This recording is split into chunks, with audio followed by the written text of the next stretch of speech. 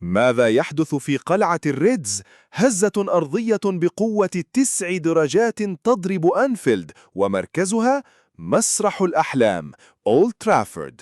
ليفربول يسقط، ليفربول ينحني أمام الغريم الأزلي مانشستر يونايتد بثلاثية مؤلمة مقابل هدفين. الكلاسيكو الإنجليزي يتحول لكابوس، وجماهير ليفربول العريقة تعيش ليلة سوداء لم تشهدها منذ سنوات. انظروا إلى هذه الوجوه، انظروا إلى الدموع. هذا ليس مجرد حزن، هذا بركان من الغضب العارم. جماهير ليفربول التي قطعت المسافات لمسرح الأحلام عادت محطمة، ليس فقط بسبب النتيجة، بل بسبب الشعور بالإهانة والشعور بأن فريقهم العظيم أصبح فريسة سهلة. هؤلاء المشجعون هم روح النادي، ودموعهم اليوم هي صرخة استغاثة. هم يرون فريقهم ينهار، وملكهم، ملكهم المصري، يهمش. لكن الكارثة الحقيقية، الزلزال الذي قلب موازين العالم الرياضي، لم يكن في المستطيل الأخضر، بل كان في قاعة المؤتمرات الصحفية.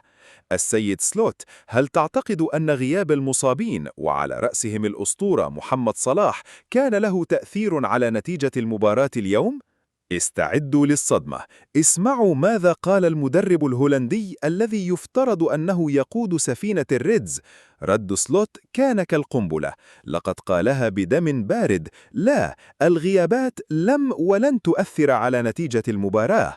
هل يعيش هذا الرجل في واقع موازن؟ محمد صلاح، هداف الدوري، كاسر الأرقام القياسية، رعب المدافعين، مرعب اليونايتد بالذات، غيابه لا يؤثر؟ هذا التصريح ليس مجرد خطأ تكتيكي، هذا إهانة لتاريخ النادي، إهانة لعقلية الجماهير، وإهانة مباشرة للملك المصري.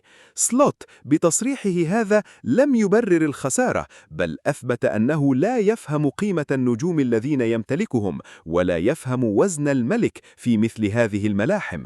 تعالوا بنا لنخرص الألسن المتطاولة بالأرقام والحقائق. دعونا نذكر من نسي أو من يتناسى من هو محمد صلاح في الكلاسيكو الإنجليزي.